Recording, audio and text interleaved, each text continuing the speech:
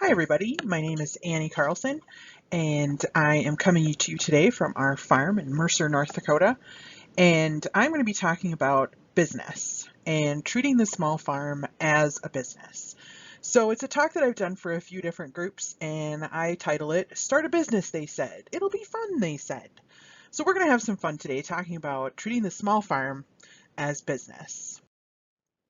And so I have 10 things that I wish someone had told me when we first started, things that my husband John and I have learned the hard way in our 13 years of making our small farm into our business. And so, lesson number one is that your business should be built on what you are passionate about, not necessarily what you love to do. Now, what do I mean by that? What I mean by that is I love to knit, right? I love to do things with my hands, fiber art, knit, crochet, sew, all things that are passions of mine.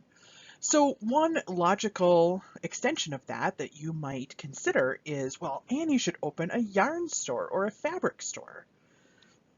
Now, if I were to open a yarn store or a fabric store, what would I spend the bulk of my time doing? That's right. I would be ordering, I'd be working with suppliers, I would be managing staff and inventory, I would be doing precious little of what I love to do, which is knit and crochet. So, when you are looking at making your small farm a business, now there are plenty of people who have small farms because they love it. They love the lifestyle, they love the animals, they love growing their own food, whatever that is. And if that's what you're passionate about, if that is what you love to do, if that is where you find your joy, your release, your break, great. You don't have to monetize it. But for those of us who are looking to turn our small farm into, at the least, a side hustle or a full-time enterprise, we have to start thinking like a business. And so not just what I love to do, because when I am working on my, let's say, fiber arts business, I'm not doing the thing that I love to do. Um, so that be careful how you're going to structure your day and what will your day be filled with. Is it what you love to do, or is it now I have to do all the things I don't really care to do because I love this one thing and I'm trying to make it a business? Number two, what does the market need? And so that is a question that you should be asking yourself a lot. I'm a bit of a serial entrepreneur. I am always looking at things with a business entrepreneurial eye. What what can we monetize here? What can we turn into a money-making opportunity? I love the side hustle. I love starting thinking business-wise. And the first question that we have to ask is, what does the market need? Not what's selling hot right now. What is the hole in the market that needs to be filled? And that's where we want to direct our entrepreneurial, our business type energies, not in what's hot right now and then I'll try and do that thing. Because by the time that you get good at that thing, it's past, it's done, it's gone. So you need to have an eye for the future and an eye to holes in the market, not what's doing well, but what isn't available in the marketplace right now. For an example, I was talking with a friend of mine the other day, and she said, you should open a business in your small town, which the closest towns to us are Turtle Lake and Mercer. Like, you should open a business. What kind of a business would you open if you had the cash to do it right now? And I said, I would open up a laundromat, a car wash, and dog wash all at one area. And she was like, what? And I said, there is not a laundromat for 20 miles. In one like closest one is 20 miles away, but that's just in one direction. Like if you had a car wash and a dog wash and a laundromat, like that is the hole that's missing in our community. What's doing really well in our community is our little grocery store. Well, I'm not going to say that I'm going to open up a second grocery store. That's what does the market need, not what is doing well in the market currently. And then secondly, we need to ask, what do your customers want? So John and I direct market a fair amount of meat. We are a grass-based farm, John says our number one crop is grass, and then we use animals to harvest that grass. And so we specialize in selling grass-fed meats. So what do your customers want? One of the enterprises that we have is grass-fed or pastured poultry. They do receive a grain supplement, but they are out on pasture. And so we had customers who said to us, "Gal, you guys should raise pheasants. We would really love to buy pheasant. Like we used to hunt, but we don't get out as much anymore. And then there's bird shot and the meat. Like we would love it if you guys could do pheasant." And so me, never one, queen of the side hustle, never one to turn away from an opportunity. I said, "Well, how many of those would you buy?" Because that's going to determine, right, how many I order. If pheasants take a higher protein feed than my normal chickens do. They require slightly different housing. They require some different management techniques. So this would be an investment both in Annie's knowledge, ability, and also in some infrastructure and some time. And so I needed to know how much interest is there? How many would this person who specifically asked me to raise pheasants, how many would they buy? And you know what they said? 6. Well, that's not a viable business plan for us. I can't justify adding all of that to our business for 6 pheasants. And so what do your customers want? And are they willing to pay for it at the price point you need to charge? And so those are all questions that not only at the minimum you should be considering, but I would recommend calculating those out and doing some market research on your own. Number 3 kind of goes hand in hand with that, is that you should start small. So let's say, we'll piggyback on my pheasant example. So let's say that the customer that requested that we raise pheasant for him said, "I would buy 100 pheasants. And I've got 10 other friends who would also buy 100 pheasants." And then, okay, Annie's starting to think about this, right? Like if I've got a market for 1,100 pheasants, then now we got to start thinking. We start crunching some numbers. We've got to start seeing what type of housing we have available on the farm. I've got to start doing some research. So I'm investing some time and money into this new facet of the poultry enterprise. And so what we're looking for is, how much can I afford to lose? How much can I afford to screw up? Because I've never grown pheasants before. I know they're different. I know they can be trouble. I know there's some different things I'm going to have to do here. So I can't say to these, people, "Yes, I'm going to raise 1,100 pheasants for you," when I've never raised a pheasant. And so what you need to do in any business enterprise, anything you're adding to the farm, starting to monetize your farm, is you need to start small. And basically the question you need to consider is, how many people can you afford to piss off? If I tell them, "Yep, I guarantee you're going to have hundreds of pheasants and I can't even grow 3 pheasants," how many people can you afford to piss off? One of the farmers that I've been working with a few years ago now was going to start a CSA, a community supported agriculture, in his community. And I said, "Well, how many members are you thinking about for your first year?" And he had grown vegetables on a small scale, but had never done it retail, never sold at a farmer's market, never sold through a restaurant or wholesaler of some sort. And so he said, "I'm going to start with 100 CSA shares." And he lived in a smaller community in our state, not small, but on the smaller side. And I looked at him and I said, "You can't start with that many. You can't afford to piss off 100 families. Like if this doesn't go well, you have no one else to market to." So you want to start small.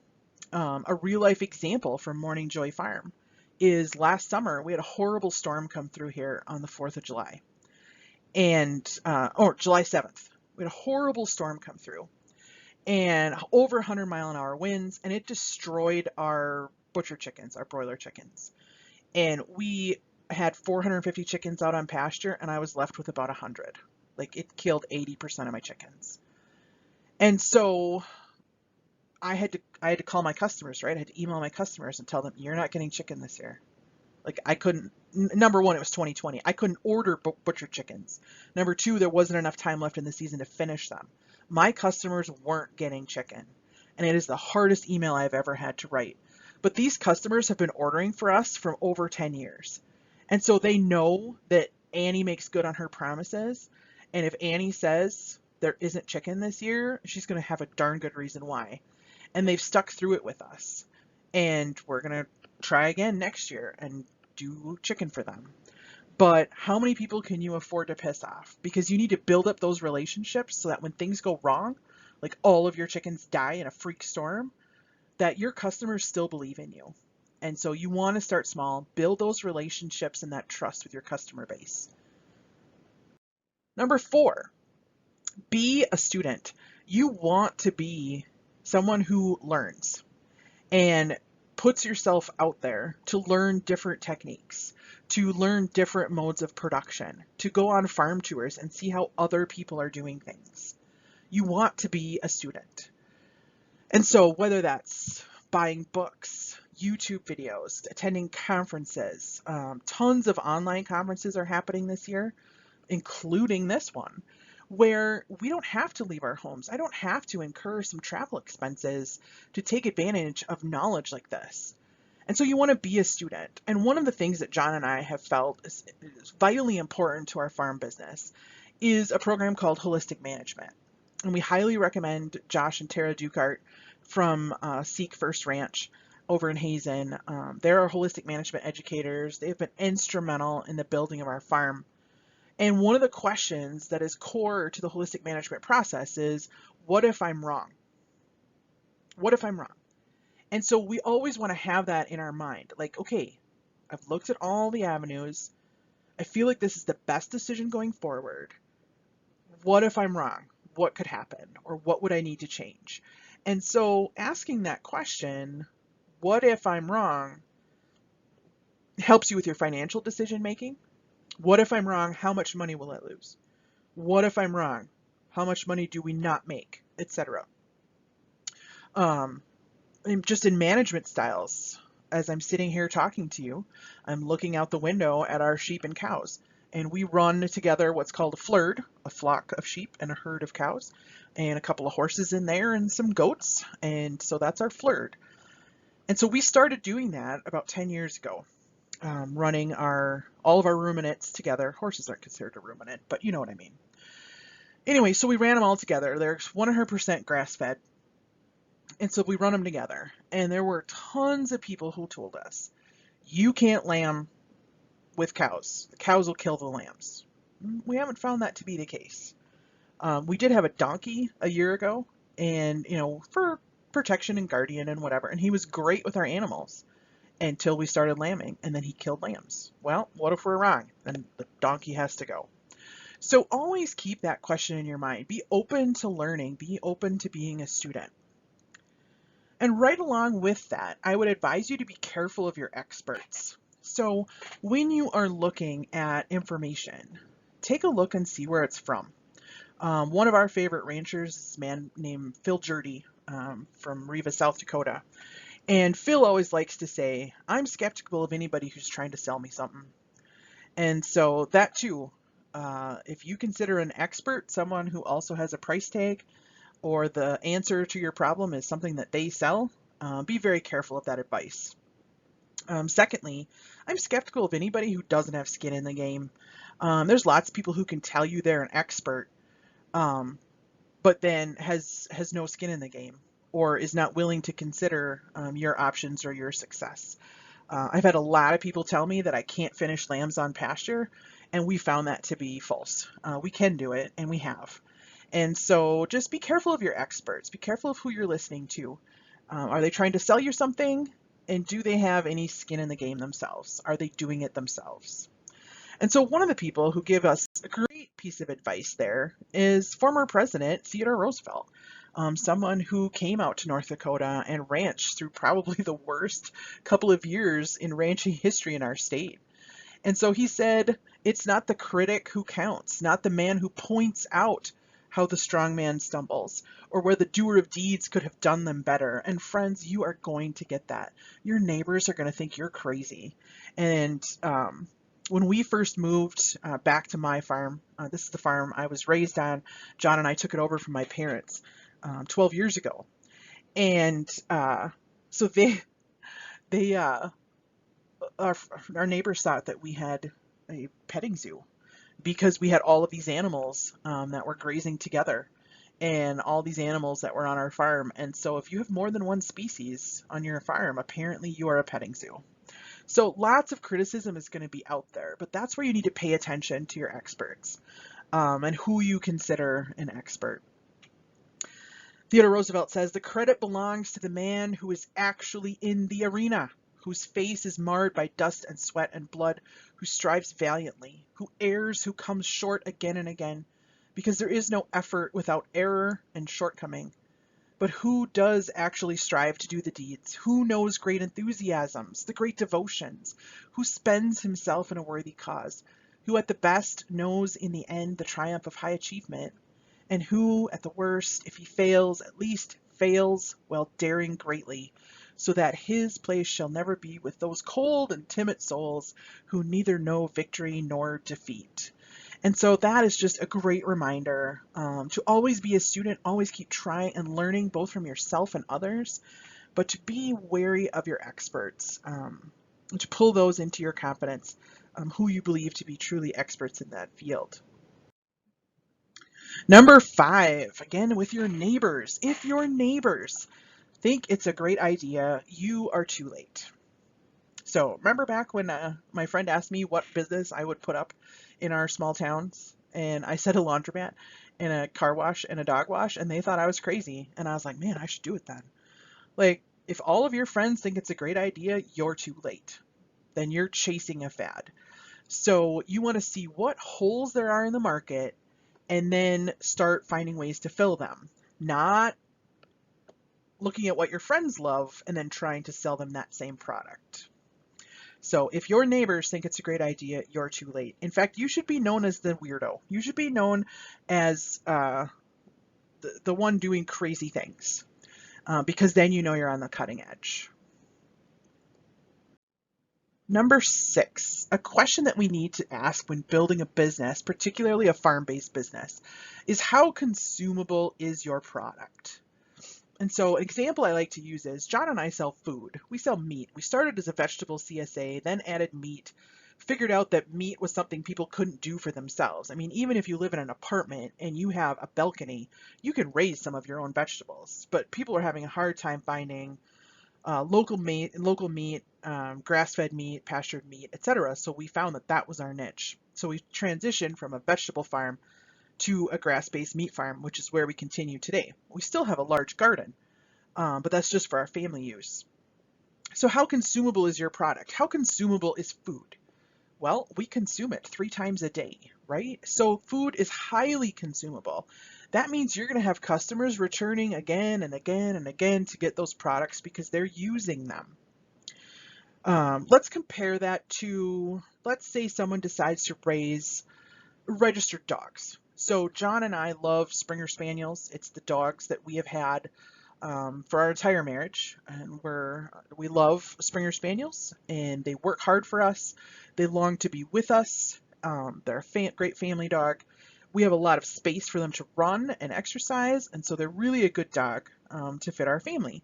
So what if John and I decided that because we love Springer Spaniels so much, we want other people to have these amazing dogs, and so we start breeding dogs.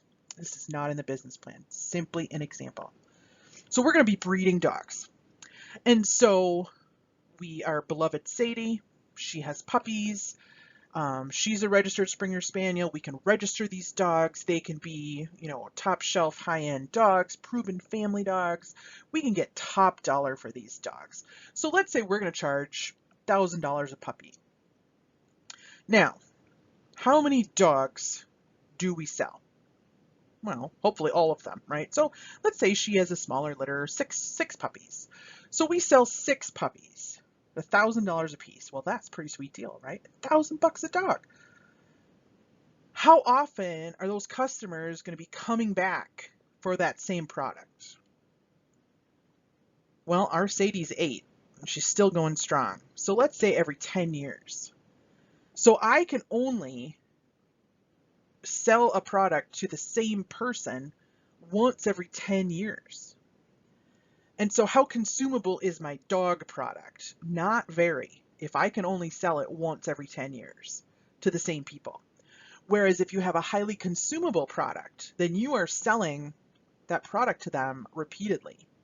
So a pound of bacon sold to, let's say, a family of 4 lasts them a week. Maybe they have 2 breakfasts where they have bacon. And so they're going to be needing a pound of bacon every week they're coming back. And so there is a trade-off there, right? The more consumable your product is, the less you have to spend on marketing. You don't have to recruit new people. You just have to sell them more food because it's highly consumable. Whereas if you are breeding dogs, I have to find new customers every litter. And so that's not repeat. I don't have a lot of repeat business. I have to keep going out and finding new customers rather than keeping the customers I currently have happy and consuming my products. And so when you're looking at monetizing your small farm and how are we going to start making money off of this, take a look at how consumable is your product and how storable is your product. Are you selling just for a particular window, or are you selling from your freezer, like our meat? I can sell all year long, versus if I'm selling lettuce.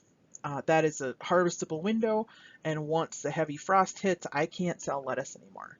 So those are all considerations when you're looking to monetize that small farm. How consumable is your product? How many customers do you have to keep recruiting to fulfill your production? Number 7 is be nimble.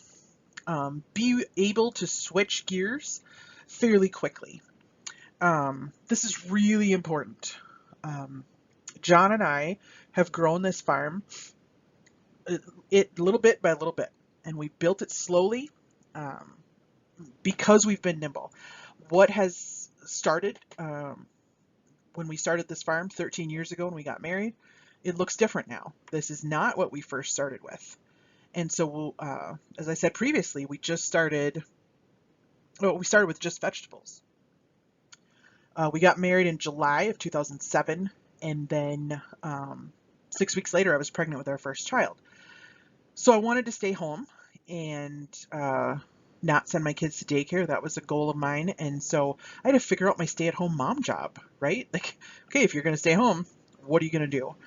And so I spent that first winter just stating and Googling, what do I do to make a small farm profitable? How could I make an income and be at home with my kids? And so came across the concept of vegetable CSA. It had been done for years on both coasts and was just starting to trickle into the Midwest. In fact, Morning Joy Farm was the second CSA in North Dakota. And so we started with that. And I'd grown vegetables all my life. I'd always been a gardener, but never sold it to other people. And so we started small.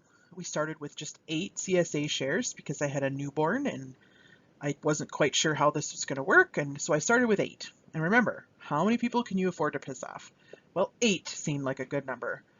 And then we grew it each year and continued to grow it because we had kept those people happy. Then we added some more customers and we were able to keep those people happy, and we were able to grow the CSA. And then our customers kept asking us, where can we find good meat? Where can we find home-raised meat or pasture-raised meats? And we didn't know. We were looking for the same thing. And so we figured, well, if we don't know where it is, then we should probably raise it. And so John was working full-time as a machinist, doing manufacturing work, and then was suddenly laid off in February of 10. And so February is a good time to get laid off if you're a farmer because it gives you a chance to plan and get stuff lined up for the spring. And so that's when we started the meat side. We added that when John lost his job. And so that brought us both home to the farm. And so being nimble, John and I have no debt. We don't have to convince the bank of our crazy ideas. And that also makes sure that we start small. John and I have never thrown a lot of money at any project and until we built our commercial kitchen. So we also have a commercial kitchen on the farm. It's built in as part of our shop. We basically built a box in the shop that it functions as our commercial kitchen. It's certified and licensed, and we initially bought it to value add our farm products. And then again, that's how we started. But because we are nimble and because we did not have to convince the bank that we're going to change directions, what has ended up happening is that I've been doing far more catering out of that kitchen than value adding our farm products. And so that's not originally why we built it, but that's what has ended up coming out of it. And so we built that kitchen with our own capital, and then we also received a grant from the Ag Products Utilization Commission, or APUC, that helped us buy some equipment for the kitchen. And so there are resources out there that can help you fund dreams like this, farm diversification plans like this, that are available to farmers, and they're extremely helpful and can help you be nimble in this ever-changing global marketplace. So then this year, 2020 hits, and I've been doing a lot of catering out of that kitchen. And so far this year, we are into December, and normally this time of the year, I am booked solid with Christmas parties, and I have nothing. I've had 2 catering jobs all year. And so being nimble means I don't have debt that I need to explain to the banker why I don't have any catering jobs. The kitchen can sit there, and granted, it's not making me money this year, but it's also not costing me any money either. So being nimble, operating from low or no debt has been really helpful for John and I to take some risks and take small ones and grow from there. And one of the things that we really need to keep in mind when building a business is that the things that we purchase, they should have multifunction. They should be cause a low amount of debt, and low can be relative, right? Um, Depending on the assets that you currently have. And then any assets that you are procuring, you want them to be liquid. If everything goes south, that you can switch gears, you can liquidate assets if you need to, that they have some cash value. And so any investments into infrastructure that you're looking to making in your small farm, make sure that they meet those qualifications, that they are multifunction. Um, there's a lot of equipment that I see small farmers buy that I just shake my head on, like that lost money the day you drove it off the lot or the day you brought it used. Our accountant loves it when John brings in our taxes because he said, "You are the only farm that I know that doesn't depreciate anything," because everything's pre-depreciated, right? Like we buy old equipment and John can fix it and we make it go. And so anything that you're looking at purchasing, any investments that you're looking to build into, capital outlay that you're looking to make, should be multifunction and cause low debt. Again, that's relative. And it should be a fairly liquid asset that you can liquidate should the need arise. Step 8 is know your costs, both those that are obvious and hidden. So many times when I sit down with farmers and we talk about business, we talk about monetizing some part of their business, they don't pay themselves. And they'll look at all their expenses and they'll say, well, then I need to charge this much for it. And they don't pay themselves. And so John and I vowed early on that we would pay ourselves and we would not pay ourselves minimum wage. We are professional farmers. We spend a lot of time learning and growing and increasing our skills and knowledge base. And therefore, we are professionals. And so it depends on the job. But I have spreadsheets for most of our farm enterprises. And we pay ourselves between $18 and $24 an hour. And depending on the skills that are required for the job. Basically, you want to pay yourself what you would have to pay someone else to come do the job. So to drive to your farm and do the job, what would you pay them? Not what do you think you should pay them? What would you have to pay them to get someone to come do it? So for example, we butcher chickens on the farm. In North Dakota, if you have less than 999 birds, you can butcher on farm without bird by bird inspection. And so John and I butcher our own chickens. It's the most labor intensive enterprise we have is poultry. And so John and I pay ourselves $22 an hour to butcher chickens. And that's built into the cost of the chicken. And so I see other people who are charging less per bird. And I think, I don't know how you're paying yourself. Like, I know the cost of raising poultry inside and out. John and I can do it pretty inexpensively, but we also pay ourselves.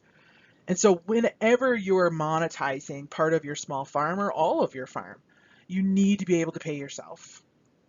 And then when people ask us, well, why is your chicken? Currently it's $12 a bird. Why is your chicken more than somebody else's? I paid $8 for so-and-so. And I tell them, because John and I pay ourselves, and we want to be in business 20 years from now. And if I keep doing this for free, I'm not going to want to do it 20 years from now. So you want to make sure that you're paying yourself.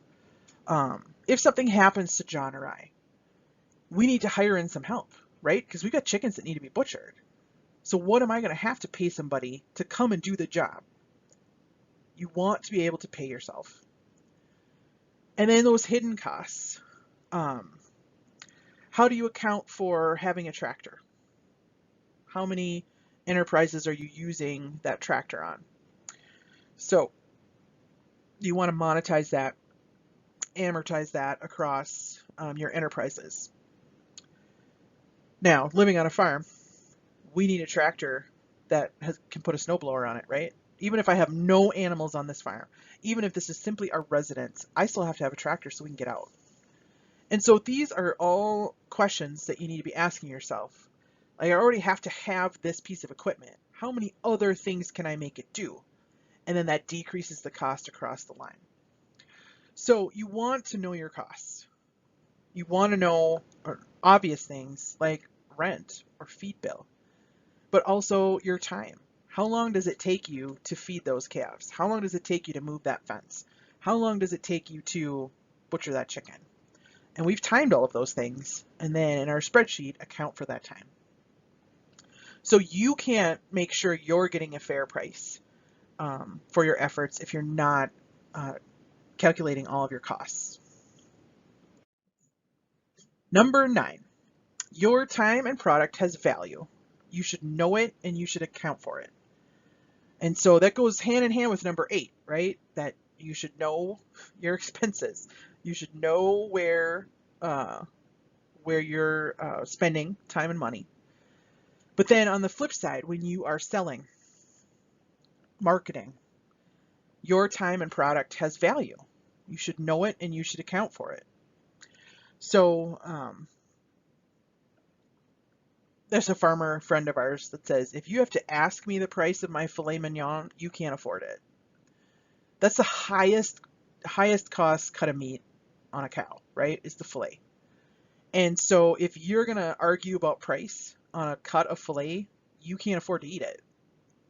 So when you are pricing pieces, like if you're going to market meat, I'll talk about meat because that's my favorite. When you're pricing meat, you have to get value for that whole animal. So let's take chicken, for example. Chicken has just a few parts. What's the highest value cut on chicken? It's breasts, right? That's what everybody wants to eat, boneless, skinless breasts. Well, newsflash, friends. Chickens have bones, chickens have skin, and they have other parts besides a boneless, skinless breast. And I have to market all of those pieces. So when I cut out breasts and I sell a package of chicken breasts, it's usually at least a pound. It's probably 1.1 to 1.3 pounds. I have to charge the entire price of that bird, which is $12, for the breasts, because that's the most, the highly prized cut, right? That's the most popular cut.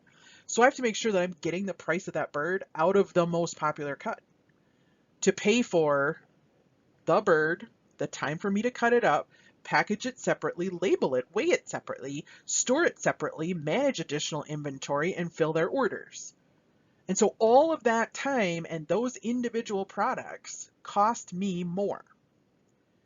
And so when I sell the thighs, when I sell the legs, when I sell backs and necks for stock, when I sell chicken wings, those things add on and pay for the rest of that expense. So a good way to price your product when you're selling stuff off your farm, what is the most highly prized product? And then that needs to pay for the entire thing. And then the other parts of that I sell will add on to that.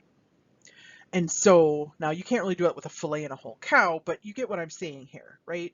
Like you can't say, I'm going to charge $4, ground beef is $4 at the grocery store. I'm going to charge $4 a pound for all of my beef. You're not going to make any money. You're not going to make any money. And so that brings me to another point, is that your product has value. And what is it? Do not price your products by going to the grocery store and then adding a premium. It's not fair to you and it's not fair to your customers.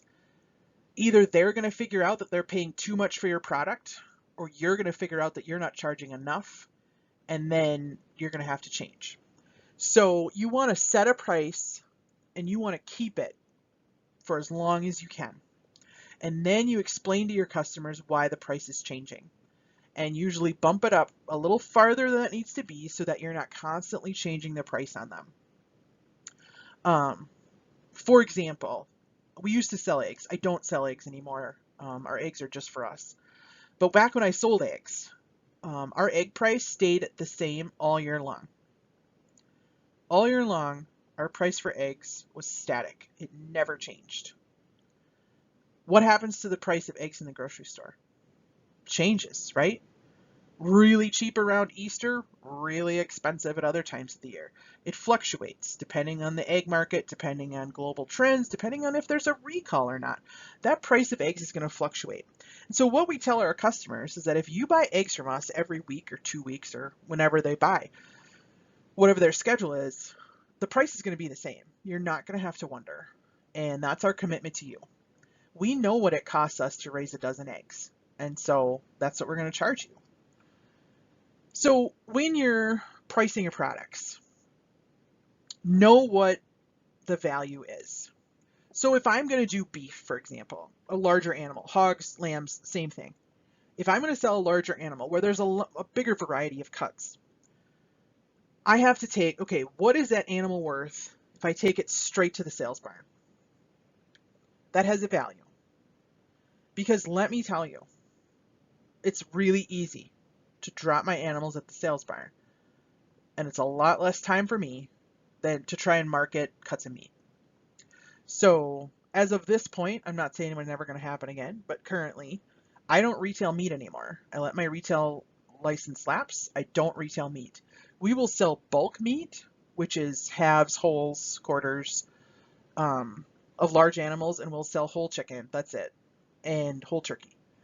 But I don't retail cuts anymore because it was too much time. My time had value, and I was spending far too much time retailing meat than I was getting my money back from it. So right now we sell just the bulk options, and I take orders in March and we deliver when the products are ready. Right now I'm waiting on my butcher to get hogs done, and my lambs are over there.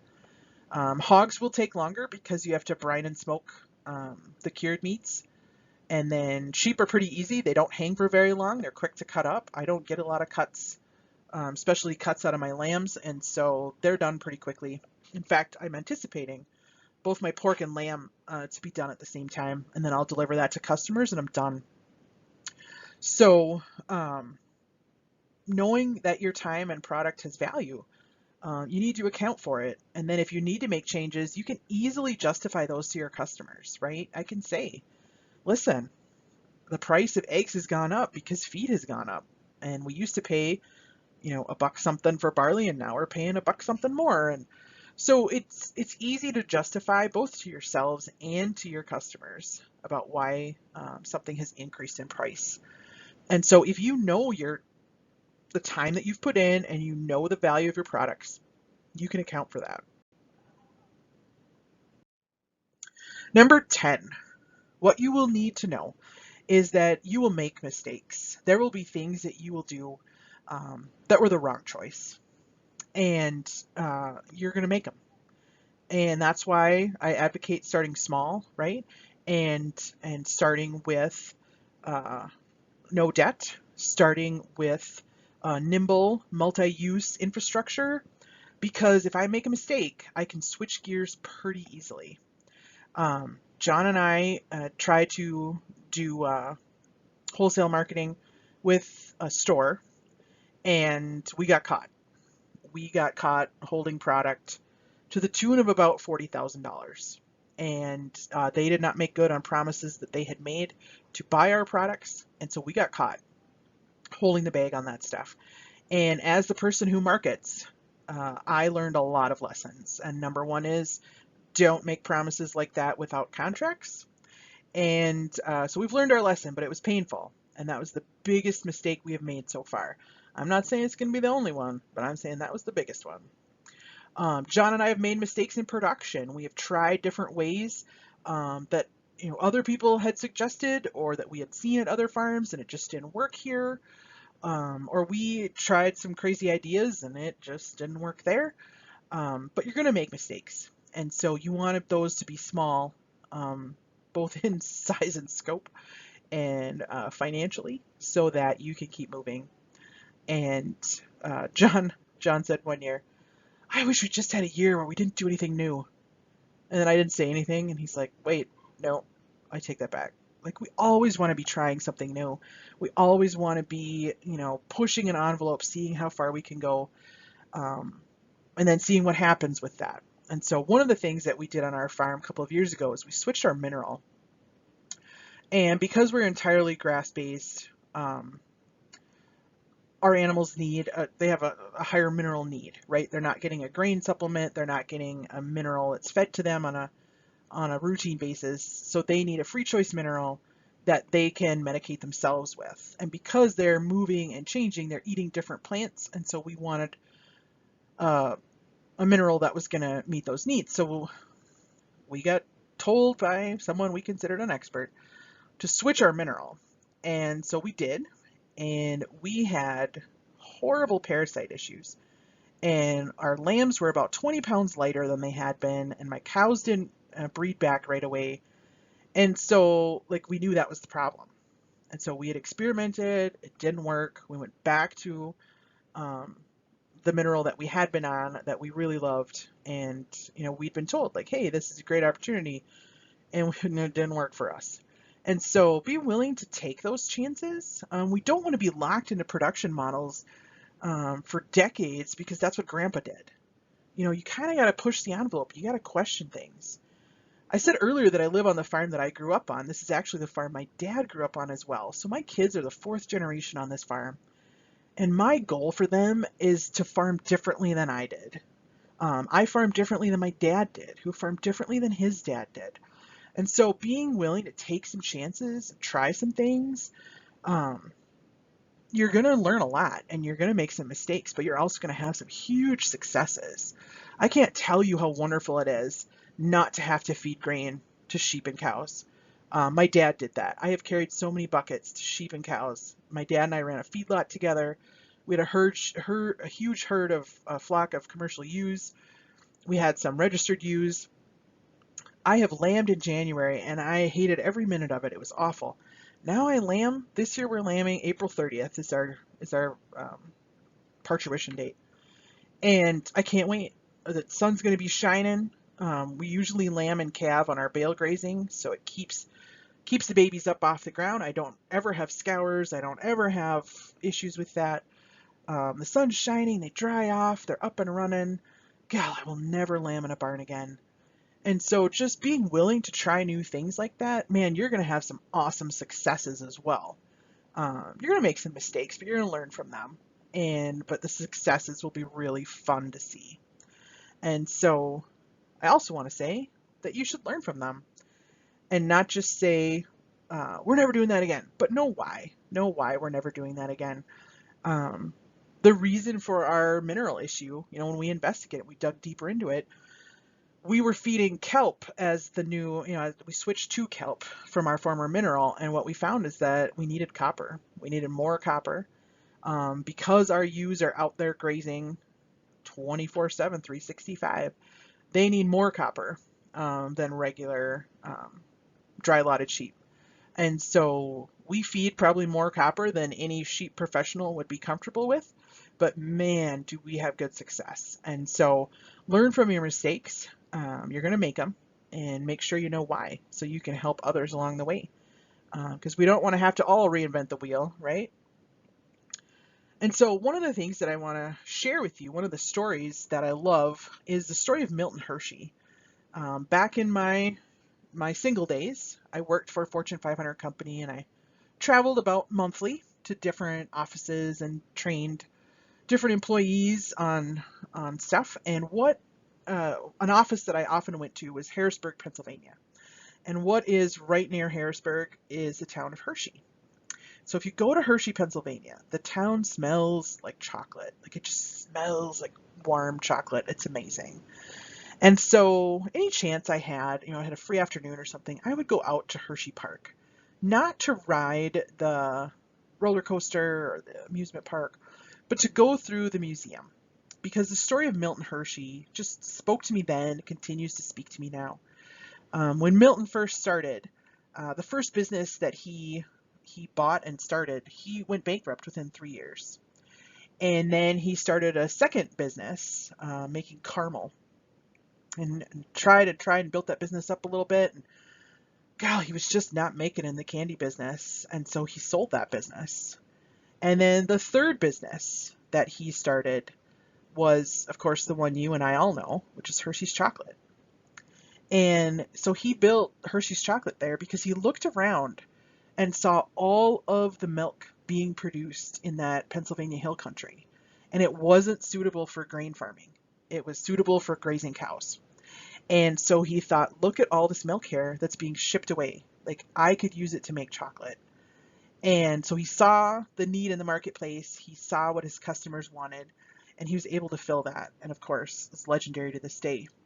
When they were building the new factory, this was back in the Depression, his foreman said, we bought these new steam tractors. These tractors are replacing, they're doing the work of 40 men. And it was during the Depression. And so Milton Hershey said to the foreman, get rid of the tractors and hire 40 men. I want to employ people. I'm not here to be efficient. I want these people to be employed. And so they did. And then one of the legacies of the Hershey family, Milton and his wife were never able to have children. And so they built an orphanage to help children. And that's their legacy to this day. And so even if you fail, even if things don't turn out like you had expected, if you have to be like John and Annie and be nimble and switch gears, you can still leave a legacy. And 1 failure, 2 failures, 3 failures doesn't mean you're not going to get there. And so a couple of resources that I want to share that have really helped John and I is what I'd like to end with. Usually I love to end with questions and have a good conversation, but we can't do that on this pre-recorded session, so I'll just share my resources with you. Things that have helped us, challenged us, and guided us. The first one is a podcast from NPR. It's called How I Built This with Guy Raz. And this is a business owner, and they tell their story of their failures and their struggles and when they thought they'd lost it all, and what brought them back from the brink, or what investment they made that changed the course of their business. I really love this podcast. It's so encouraging to me. I'm fired up. It's people that you know and new people to you that you're going to be excited to learn about. And so if you want some great encouragement as a business owner trying to build a business, I really recommend How I Built This podcast.